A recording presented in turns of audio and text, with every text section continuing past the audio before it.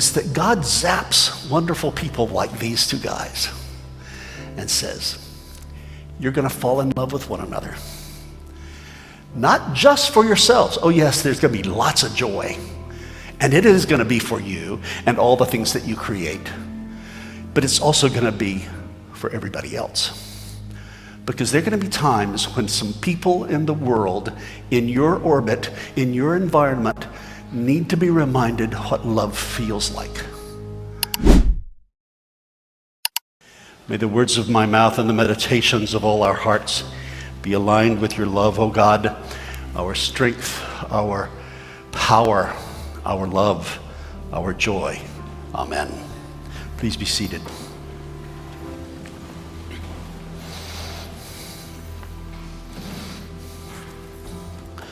One of these guys is 37, the other is 39. I won't tell you which one. The only reason I mention that is for those of you who are older than that, can you have ever imagined 35, 37, 39 years ago that we would be gathered in this room celebrating the marriage between these two beautiful men? Right.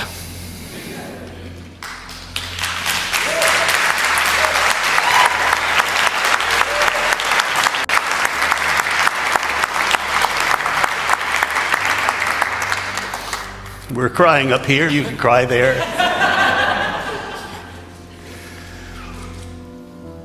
You see, that's the power of love.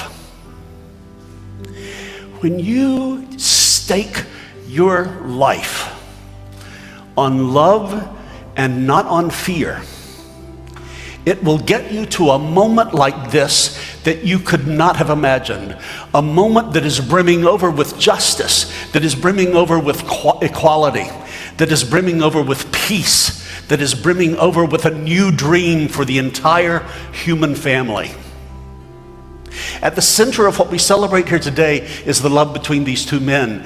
But we are also celebrating on the deepest level the power that love can have to transform the entire world and make us a human family instead of a race of tribes. Now, I'll never forget this day, not only because of these two guys, and I'll tell you a little bit more about that in just a second, but because this is happening just 2 days after a crazed man full of hate and racism entered into a prayer meeting in a church and prayed for an hour and then massacred 9 people. And we are here not unrelated to that massacre, because what we're doing here today is we're saying no to racism or any form of bigotry or any form of violence. We're saying no to all that. That is not the true self of humanity. That is not that man's true self. Our true self is to do what we're doing this afternoon. Is to say, wow, God, thank you. These two guys fell in love with one another. And who could ever have predicted somebody from Cajun, Louisiana,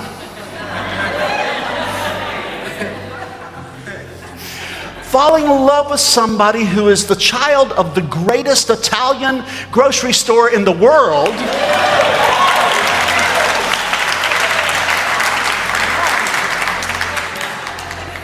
finding one another and creating the greatest TV program in the world.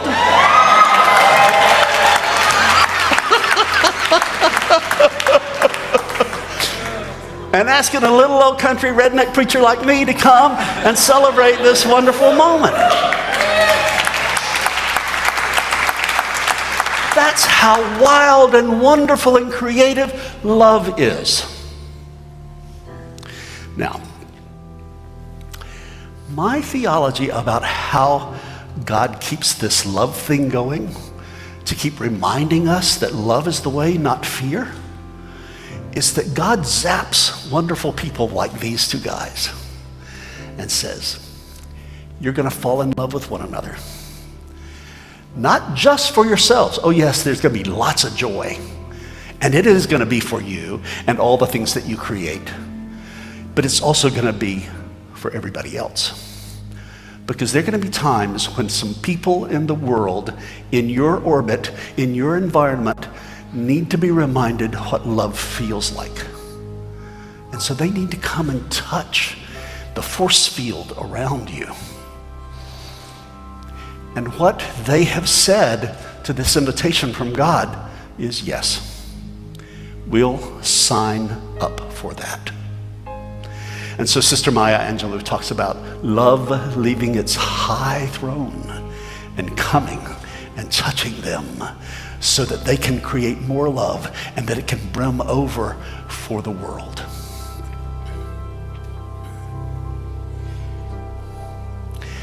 That's all I want to say.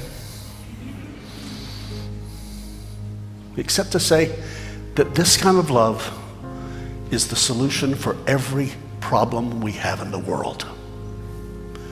Where there's injustice, where there's poverty, where there's bigotry, where there's racism, where there's violence, this is the answer.